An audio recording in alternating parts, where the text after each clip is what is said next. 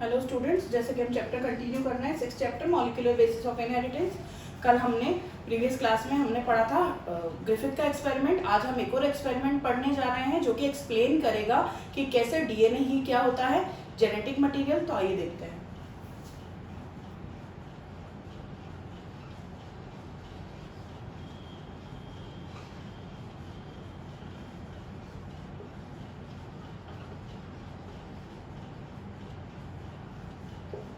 ये जो एक्सपेरिमेंट है हर्शी एंड चेज का एक्सपेरिमेंट है।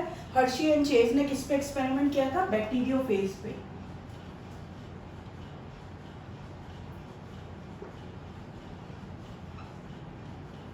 बैक्टीरियोफेज क्या होता है?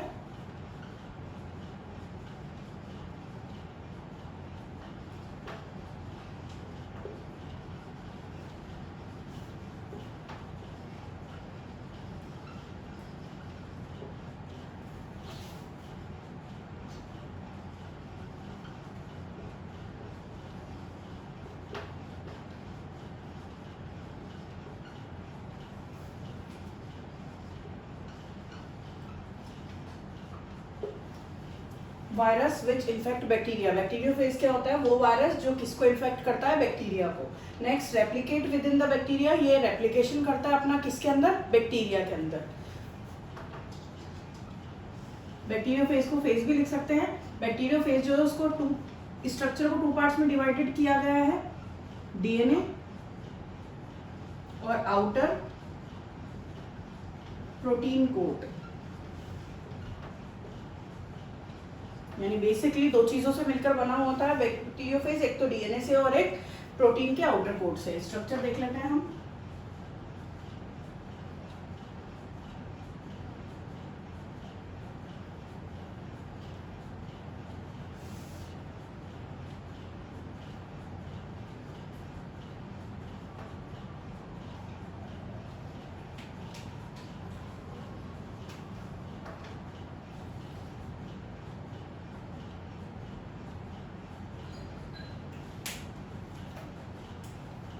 तो ये तो है डीएनए,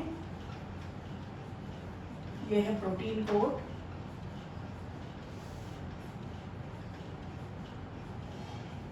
एंड ये जो है ये लैंडिंग के टाइम पर बैक्टीरिया के ऊपर जब लैंडिंग होती है तो ये सबसे लास्ट पार्ट जो है ये सबसे पहले लैंड करता है। तो ये क्या है? Tail part. तो ये है बैक्टीरियोफेज की स्ट्रक्चर, जिसमें दो चीजें हैं मेनली, एक तो डीएनए और आउटर प्रोटीन कोट, और लास्ट में क्या है? टेल। अब हम एक्सपेरिमेंट देखेंगे कि क्या एक्सपेरिमेंट है।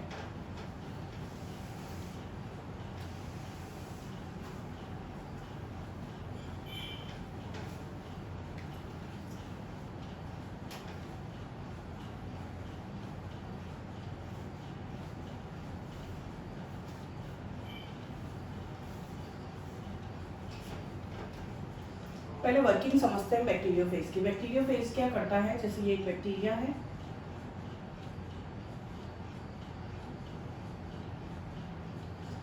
तीन प्रोसीजर होते हैं, लैंडिंग, पेनिंग एंड थर्ड होता है पेनिट्रेशन।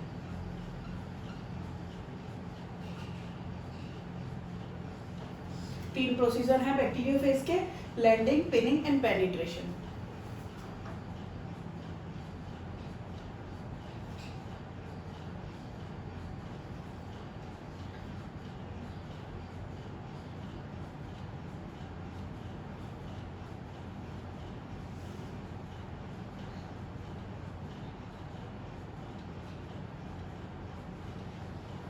ये बैक्टीरियोफेज ने जैसे ही लैंडिंग की आके ये टेल इस पर अटैच हुई, पिनिंग हुई, और पेनिट्रेशन इन द सेंस कि ये जो जेनेटिक मटेरियल या डीएनए है इसने इसको किस में रिलीज कर दिया? यहाँ पे बैक्टीरिया के इंटरनल साइड पे। और फिर ये जो जेनेटिक मटेरियल है बैक्टीरिया के अंदर जाके अपने आप को सेल्फ रेप्लिकेट करेगा, और जैसे ये जो जेनेटिक मटेरियल है बैक्टीरिया के अंदर एंटर करता है तो बैक्टीरिया इसे अपना खुद का जेनेटिक मटेरियल फील करने लगता है और इसको इजीली रेप्लिकेट होने देता है। तो ये तो वर्किंग प्रोसेस है किसका? बैक्टीरियोफेज का, कि कैसे एक बैक्टीरियोफेज जो है वो बैक्टीरिया को क्या करता है? इन्फेक्ट। अब हर्शी एंड चेज ने क्या एक्सपेरिमेंट किया था?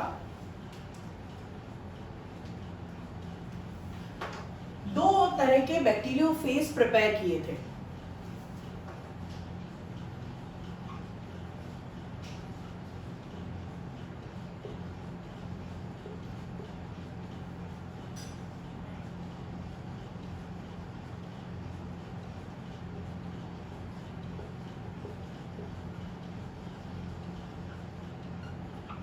एक जिसमें कि डीएनए रेडियो एक्टिव था, एक जिसमें कि प्रोटीन रेडियो एक्टिव था। अब किया कैसे? डीएनए को रेडियो एक्टिव करने के लिए इस बैक्टीरियोफेज को, जिससे हमें प्रिपेयर करना, उस बैक्टीरियोफेज को रेडियो एक्टिव मीडियम पे रखना पड़ेगा, जो कि phosphorus containing radio active medium होगा।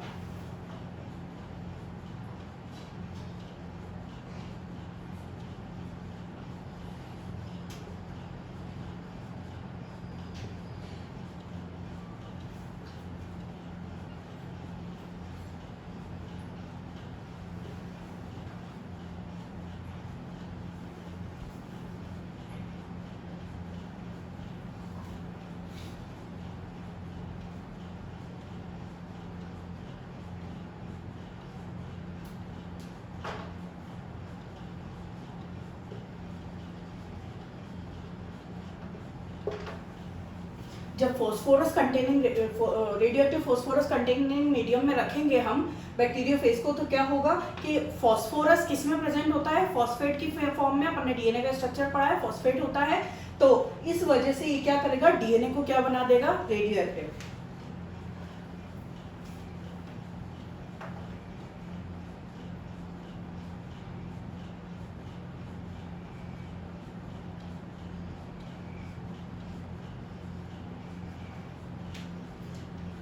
तो ये क्या हो गया? डीएनए हो गया रेडियो एक्टिव।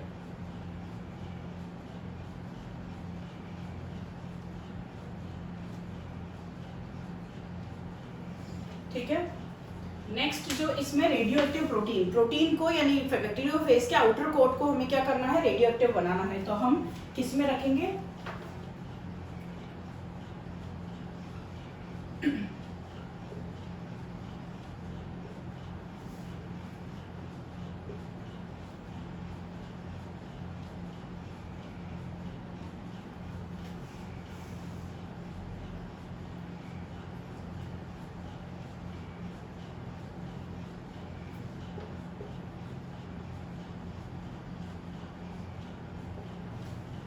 हम जो बैक्टीरियोफेज है उसको किस में रखेंगे? इन radio active sulphur containing medium, जो जिसके अंदर की रेडियो एक्टिव सल्फर हो, ऐसे मीडियम में हम रखेंगे। तो क्या होगा? जो उसका प्रोटीन कोट है वो क्या हो जाएगा? Radio active.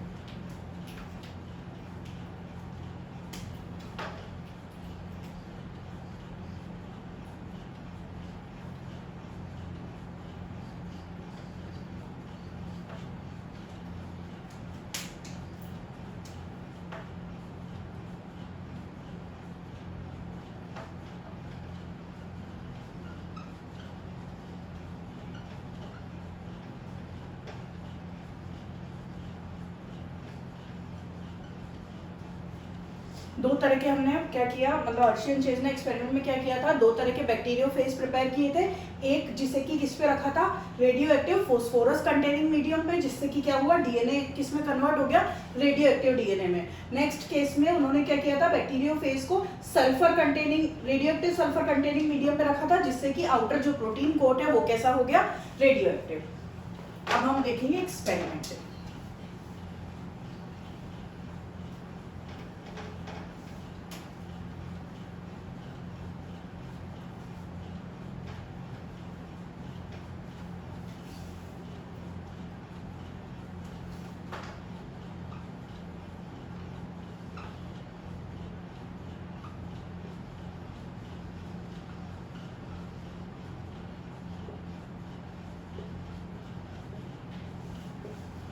फर्स्ट केस, जिसके अंदर हम जो बैक्टीरियोफेज लेंगे, उसके अंदर क्या होगा? जो डीएनए होगा वो क्या होगा?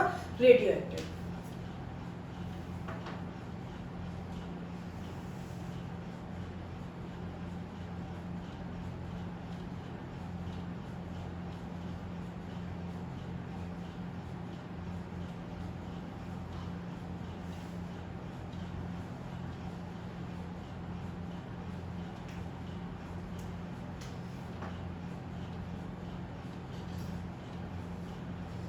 उसके अंदर क्या रेडियो एक्टिव है, डीएनए। तो जैसे ही ये जो बैक्टीरियोफेज है किस पे, बैक्टीरिया पे अटैक करेगा, तो ये जो डीएनए है ये किधर चला जाएगा, बैक्टीरिया के अंदर।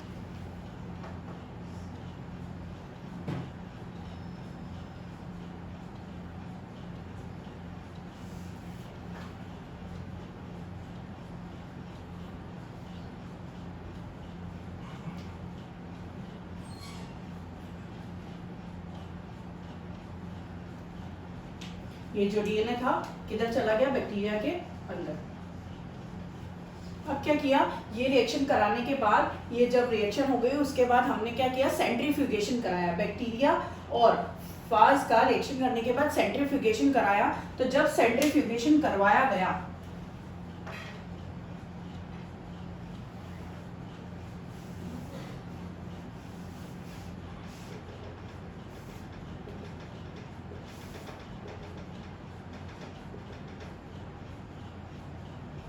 जब भी सेंट्रीफ्यूगेशन करवाते हैं तो सेंट्रीफ्यूगेशन का एक रूल है कि जो हैवी थिंग होती है वो तो डाउन में रहती है और जो लाइट वेटेड चीज होती है वो एज ए सुपरनेटेंट प्रेजेंट रहती है। तो इसमें हमें सुपरनेटेंट क्या मिलेगा, बैक्टीरियोफेज।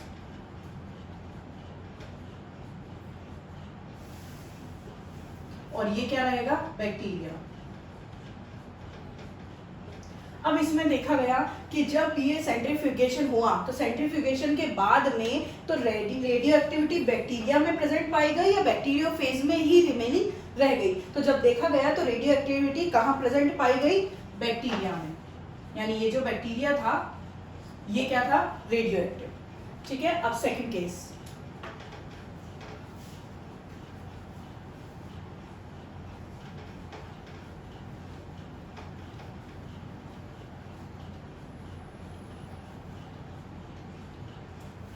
रेडियो एक्टिव प्रोटीन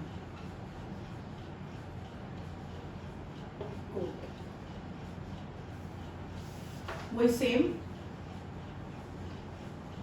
लेकिन अब की बार डिफरेंस क्या है कि रेडियो एक्टिविटी किसमें है, प्रोटीन कोट में।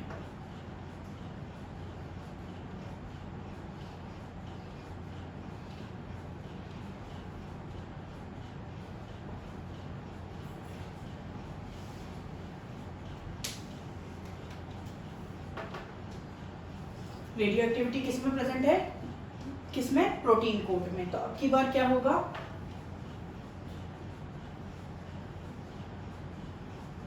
जैसे ही बैक्टीरिया के अंदर जो डीएनए है वो ट्रांसफॉर्म होगा, यानी ट्रांसफर होगा, तो क्या होगा, जब भी सेंट्रीफ्यूगेशन होगा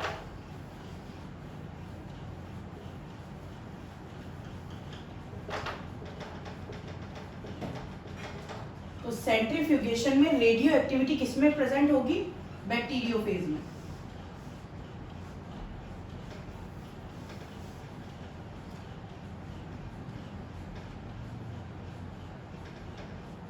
रेडियो एक्टिविटी किसमें प्रेजेंट होगी, बैक्टीरियोफेज में।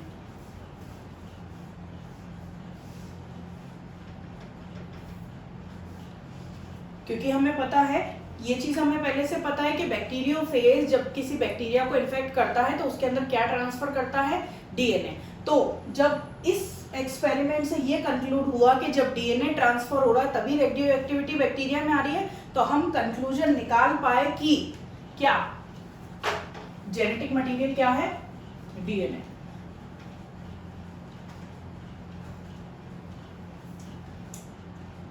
कंक्लूजन क्या निकला,